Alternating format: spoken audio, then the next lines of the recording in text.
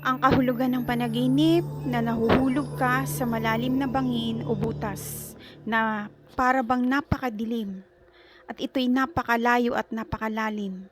O dili kaya'y nanaginip ka na para bang nahuhulog ka mula sa langit papunta sa pinakaibaba. Atin pong tatalakayin ang mga kahulugan ng panaginip na yan.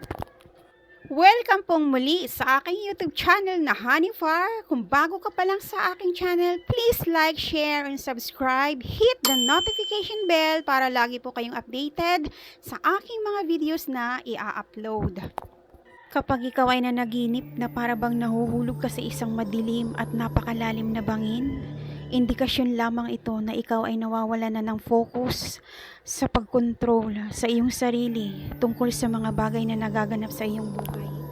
Ito rin ay indikasyon na ikaw ay nababahala na sa iyong sarili dahil wala kang nagagawang paraan upang gawin ang mga bagay na mahahalaga sa iyo.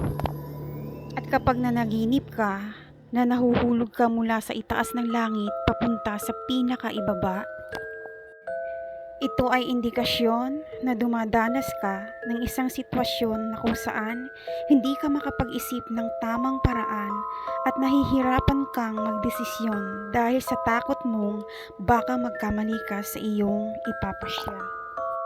Nawawalan ka na halos ng tiwala sa iyong sarili at sa mga taong nasa paligid mo. Nagkukulang ka ng tiwala sa iyong sarili dahil natatakot kang makagawa ng mali sa iyong mga desisyon na siyang naging dahilan kung bakit naiipit ka sa isang sitwasyon na halos hindi mo malampas-lampasan.